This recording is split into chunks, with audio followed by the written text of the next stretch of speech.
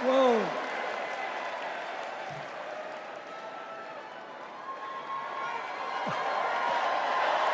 Let me ask you something. After the last 2 days, aren't you proud to be a Democrat? And I am very grateful to the Republicans and independents that have joined us, have been up here on the stage, and I hope they feel better about it now. Because I've seen all these things that even I have to be reminded of from time to time when I get my spirits down. I love seeing the Obamas here. I love seeing President Biden. And I thought Hillary gave a great speech, too. And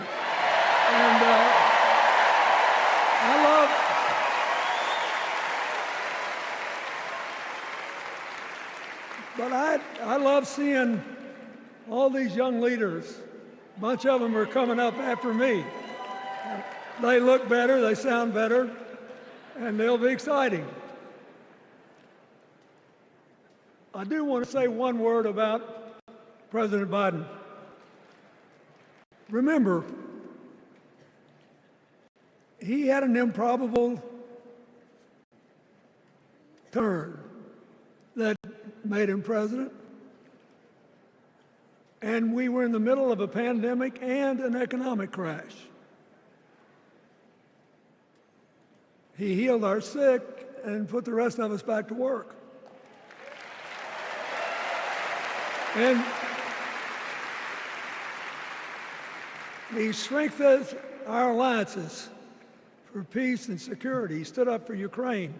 He's trying desperately to get a ceasefire in the Middle East.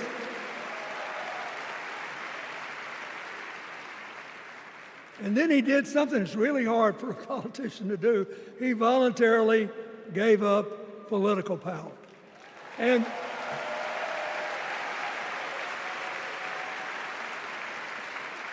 George Washington knew that, and he did it.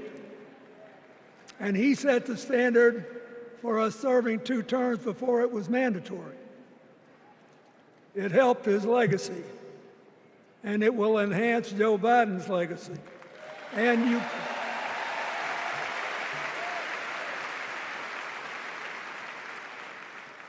it's a stark contrast to what goes on in the other party. So I want to thank him for his courage, compassion, his class, his service, his sacrifice.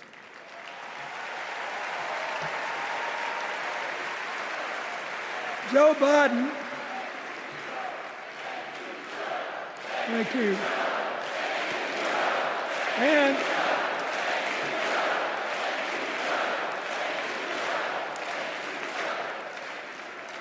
he kept the faith, and he's infected a lot of the rest of us.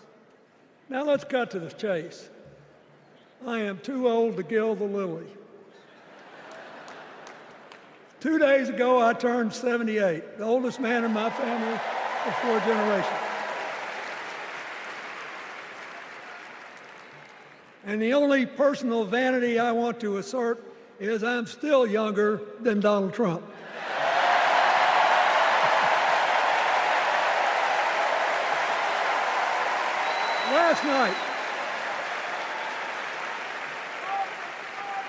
Last night, in what I thought was a very moving series of episodes, we nominated Kamala Harris and Tim Walz.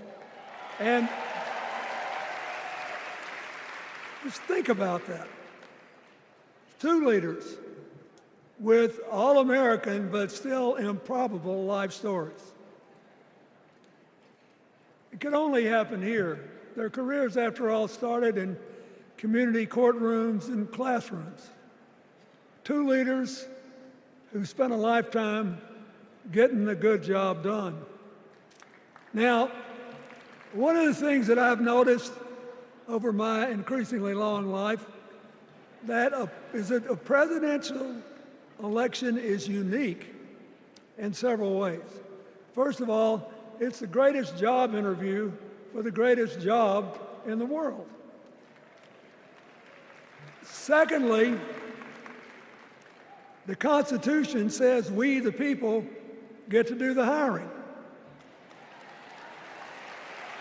And the third thing is that every 4 years, we get to change the requirements for the job.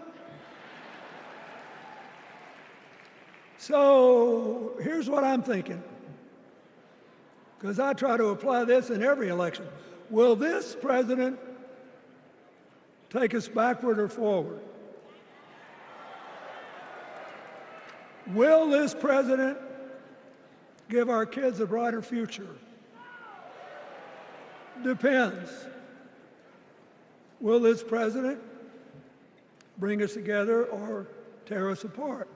Will the president increase the peace, security, and stability and freedom that we enjoy and extend it to others as we can? We, the people, we have to make a decision about these kind of questions. And every 4 years, it's a little different because the people come at the candidates, and they say, as they're saying now, here are our problems, solve them. Here are our opportunities, seize them. Here are our fears, ease them. Here are our dreams, help them come true.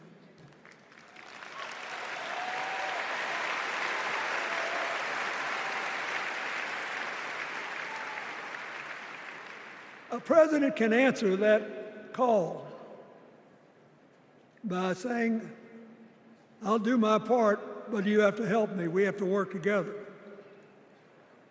Or you can dodge what needs to be done by dividing, distracting, and diverting us. So in 2024, we got a pretty clear choice, it seems to me. Kamala Harris for the people,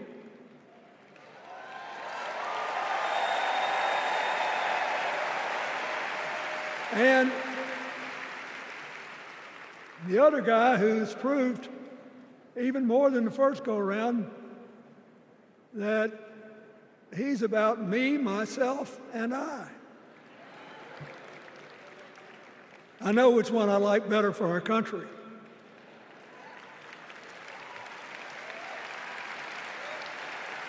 Kamala Harris will work to solve our problems, seize our opportunities, ease our fears, and make sure every single American, however they vote, has a chance to chase their dreams.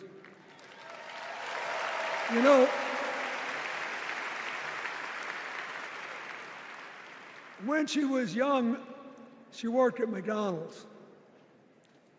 And she greeted every person with that 1,000-watt smile and said, "How can I help you?" Now she's at the pinnacle of power, and she's still asking, "How can I help you?" I'll be so happy when she actually enters the White House as president, because she will break my record as the president who spent the most time at McDonald's.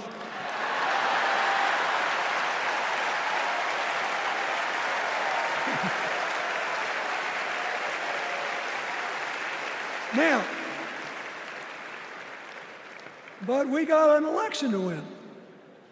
And remember, we've got a guy that's pretty good at what he does. Donald Trump has been a paragon of consistency. He's still dividing, he's still blaming, he's still belittling other people. He creates chaos, and then he sort of curates it as if it were precious art. Let me say, not a single day goes by even though I've been gone for well over 23 years from the White House, not a day goes by that I don't thank the Lord for the chance I had to serve and what it meant. And one of the reasons, thank you. Wait.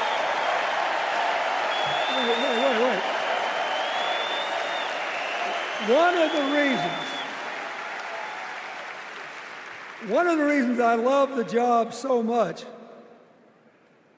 is that in the toughest times, even on the darkest days, if you tried hard enough, there was always something good you could do for somebody else. Now, some days that's not easy to do. You've got to deal with all these emergencies, or there's something going on here, there, or yonder. But Kamala Harris is the only candidate in this race who has the vision, the experience, the temperament, the will, and yes, the sheer joy to get something done.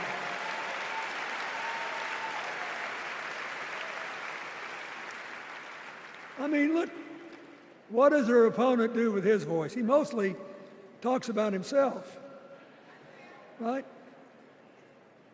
So the next time you hear him, don't count the lies. Count the eyes.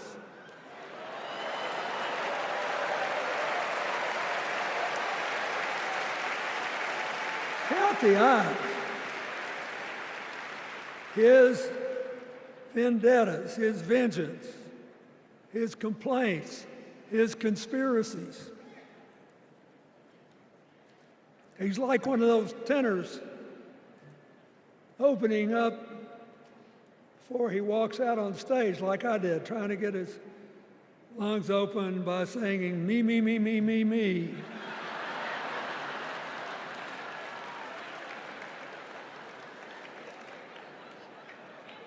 When Kamala Harris is president, every day will begin with you, you, you, you.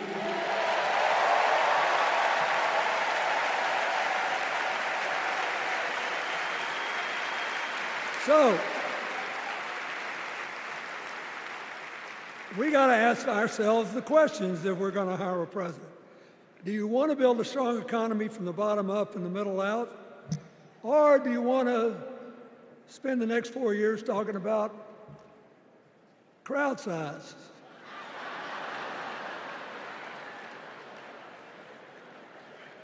You're going to have a hard time believing this, but so help me, I triple-checked it. Since the end of the Cold War in 1989, America has created about 51 million new jobs. I swear I checked this 3 times. Even I couldn't believe it. What's the score? Democrats 50, Republicans 1.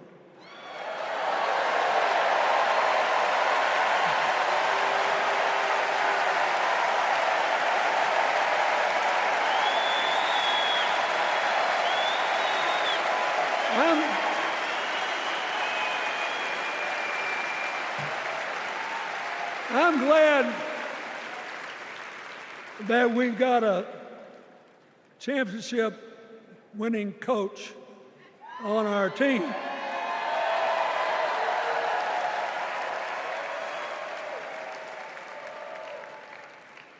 But even the most limited of us in what we know about football or any other sport knows that if you're got 50 and the other side's got 1, you're ahead.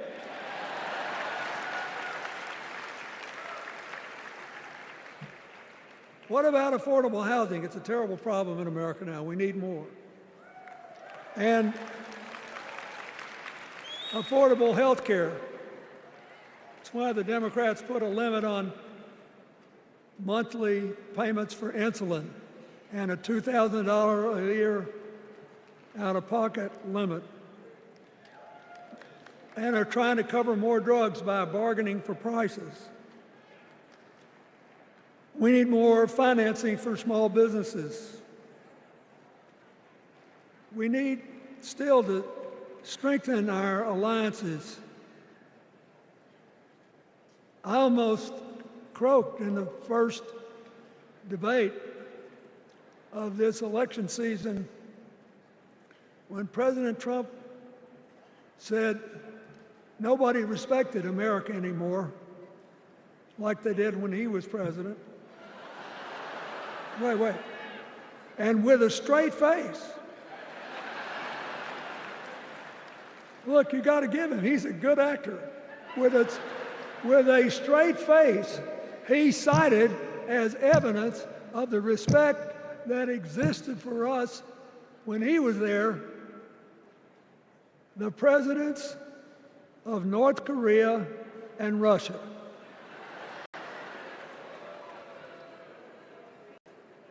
I'd rather have the people who respect us now. And one of the things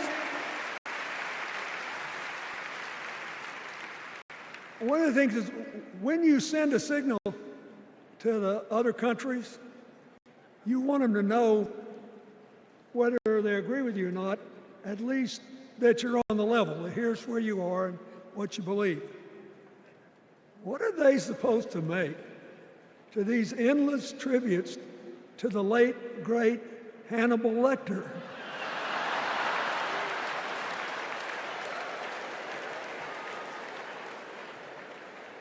I mean, President Obama once gave me the great honor of saying I was the explainer-in-chief.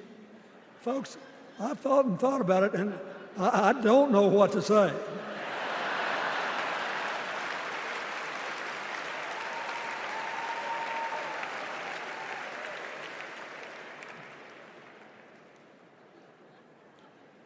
Like Hakeem Jeffries, I too want an America that's more joyful, more inclusive, more future-focused.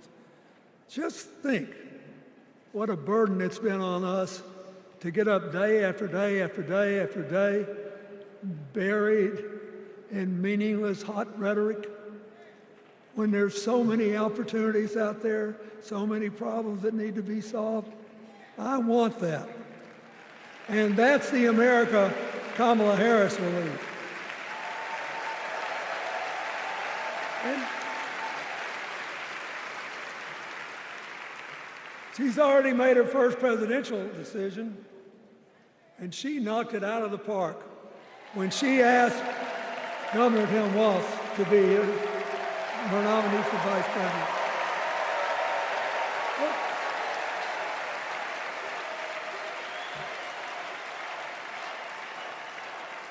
As they used to say when I was a young man growing up in Arkansas, you do not have to be all broke out with brilliance.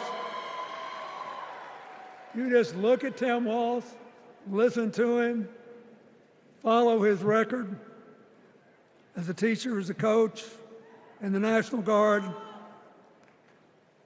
as a congressman, where he was the only Democrat, save one, elected in that district in more than 100 years. And he stayed a long time. And then he became a great governor. And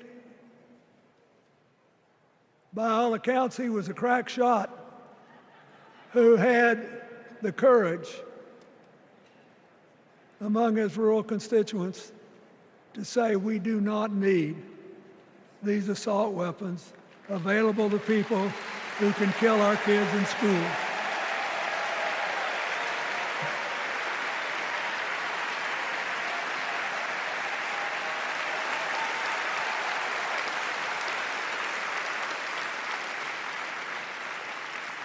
So, armed with her first decision, Kamala Harris confronts an interesting dilemma. We're going to walk out of here feeling pretty good, I think. We've got energy, we are happy, we feel like a load's off our shoulders. And we know we're just being asked to fight the same fight that the forces of progress have had to fight for 250 years.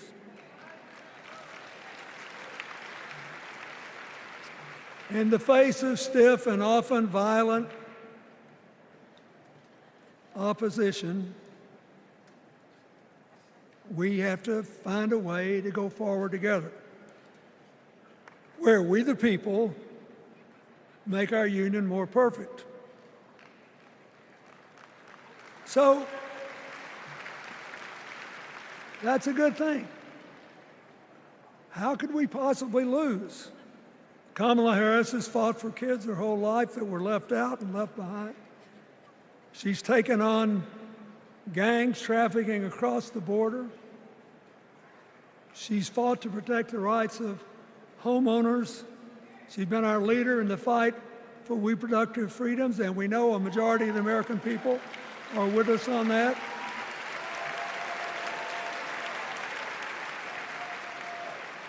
And she's gained an invaluable amount of experience as vice president, advancing our values and interests around the world. She's already said she's going to work really hard to make sure that no American working full-time lives in poverty or has to worry about their children living in poverty. He says that we got to make home ownership an achievable dream for everyone, not just a privilege. She said that and this meant a lot to me, that she would protect everybody's right to vote, whether or not they voted for her. They were citizens and they deserved the right to vote.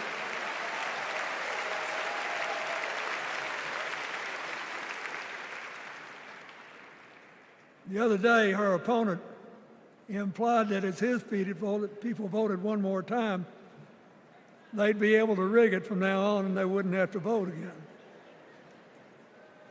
You think they're kidding, but I know a lot of these folks, and most of them are really good people, but some of them think that they are bound to dominate America politically, economically, and socially, and they have to use politics to do it, and they should rig the system.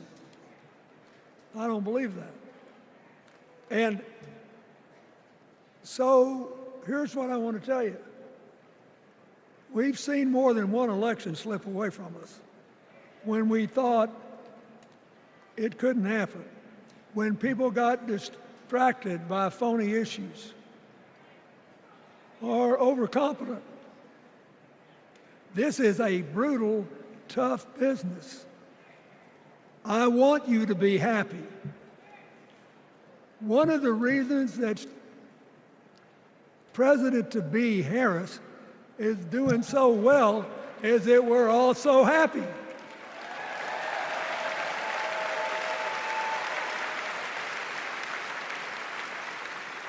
But you should never underestimate your adversary.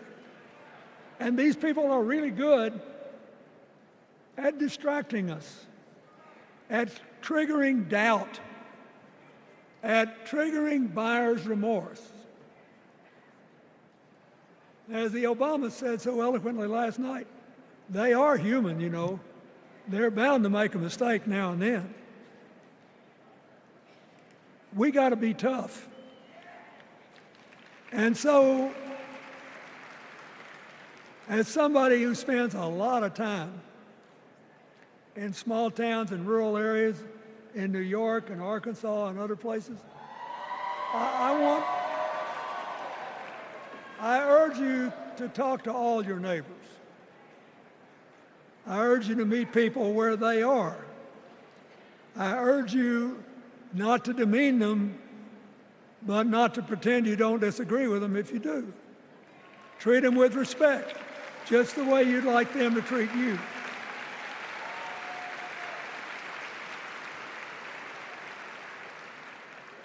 ask for their help, and then follow our leader, Kamala, and ask them, how can I help you?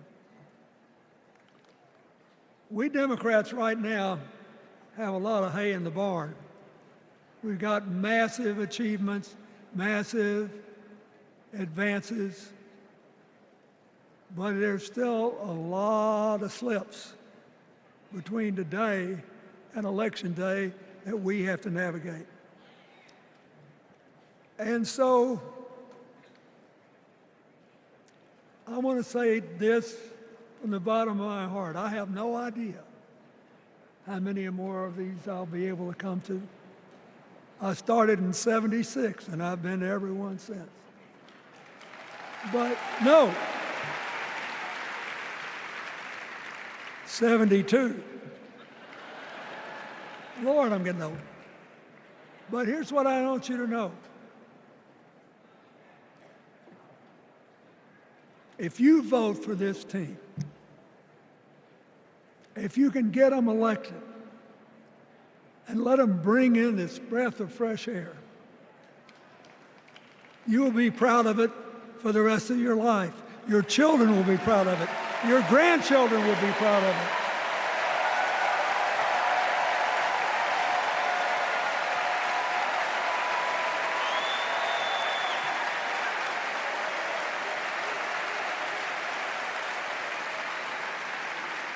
Take it from a man who once had the honor to be called in this convention the man from hope. We need Kamala Harris, the president of joy, to lead us. So,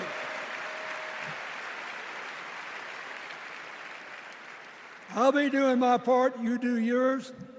I'll see you when we're making a real joyful noise when the votes are counted. God bless you, and God bless America.